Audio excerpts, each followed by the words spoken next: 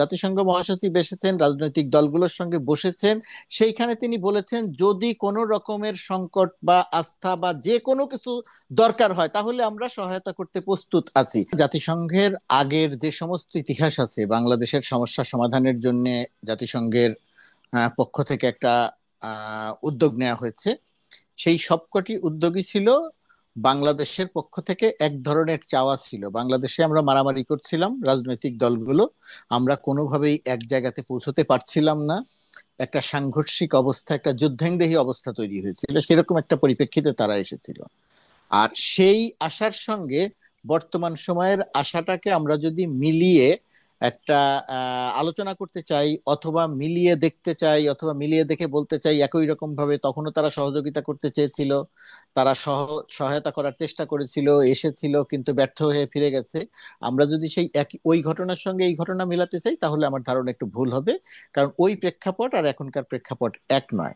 এখন জাতিসংঘ মহাসচিব বাংলাদেশের রাজনীতিতে সংকট আছে, রাজনৈতিক দলগুলো এবং সরকারের মধ্যে বিরোধ আছে, এইটা মেটানোর জন্য দায়িত্ব নিয়ে জাতিসংঘের মহাসচিব বাংলাদেশে আসেন নাই। প্রথম কথা, জাতিসংঘ মহাসচিব এসেছেন, রাজনৈতিক দলগুলোর সঙ্গে বসেছেন। সেইখানে তিনি বলেছেন যদি কোনো রকমের সংকট বা আস্থা বা যে কোনো কিছু দরকার হয় তাহলে আমরা সহায়তা করতে প্রস্তুত আছি। এর অর্থ এই নয় যে সরকার আর বিরোধী দলের মধ্যে বা সরকার আর রাজনৈতিক দলগুলোর মধ্যে একটা সাংঘর্ষিক অবস্থা তৈরি হয়েছে এবং জাতিসংঘ এখন এসে সেটা মধ্যস্থতা করবে, ওরকম জায়গাতে বাংলাদেশের রাজনীতি যায় নাই।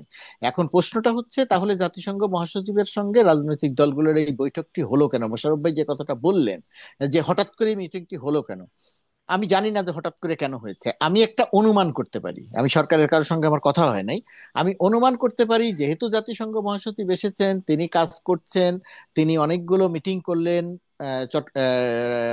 রোহিঙ্গা ক্যাম্পে গেলেন, ফিরে আসলেন, একটা যেহেতু তার হাতে সময় ছিল সেই, এবং যেহেতু বর্তমান সময়ের রাজনৈতিক দলগুলো সমমনা, বিএনপির প্রধানতম চাওয়া ডক্টর ইউনূসের সরকারকে কোনোভাবে ব্যর্থ হতে দেয়া যাবে না।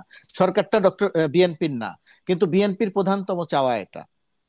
নতুন দল বলেন অন্য দল বলেন, আওয়ামী লীগ ছাড়া তাদের সবার চাওয়া, সরকারের কাছে তাদের দাবি আছে, কেউ গণপরিষদ চায়, কেউ সেকেন্ড রিপাবলিক চায়, কিন্তু এর অর্থ এই নয় যে তারা সরকার পতনের আন্দোলন করছে, সরকারের সঙ্গে মারামারি করছে, সরকারের সঙ্গে বিরোধ তৈরি করছে। বিষয়টি মোটেই সেরকম নয়।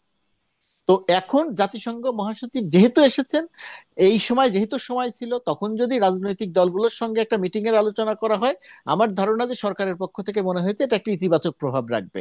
মিটিংটার যদি আয়োজন করা না হতো তাহলে হয়তো কোনো কোনো রাজনৈতিক দল বলতে পারতো যে আমাদের সঙ্গে একটা মিটিং এর আয়োজন করা যেতে পারতো, আমরা তার সঙ্গে কথা বলতাম, শুধুমাত্র জাতীয় ব্যাপারই তো নয়, আন্তর্জাতিক ব্যাপারে কথা বলতাম, আমরা রোহিঙ্গা সংকট নিয়ে কথা বলতাম, বাংলাদেশ রোহিঙ্গাদের খাবার কমিয়ে দিয়েছে ডাব্লিউএফপি, আমরা সেই দাবি তার কাছে জানাতে পারতাম।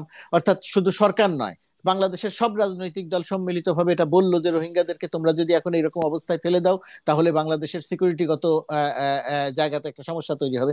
এরকম বহুবিধ ব্যাপার থাকতে পারে।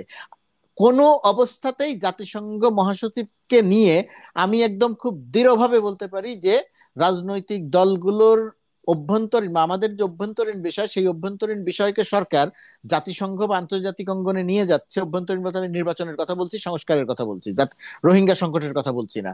এটাকে ওই জায়গায় নিয়ে যাচ্ছে এবং সেই রকম কোনো দূরভিসন্ধি নিয়ে জাতিসংঘ মহাসচিবের সঙ্গে রাজনৈতিক দলগুলো বৈঠক করেছেন আমার কাছে মোটেই সেরকম কিছু মনে হচ্ছে না।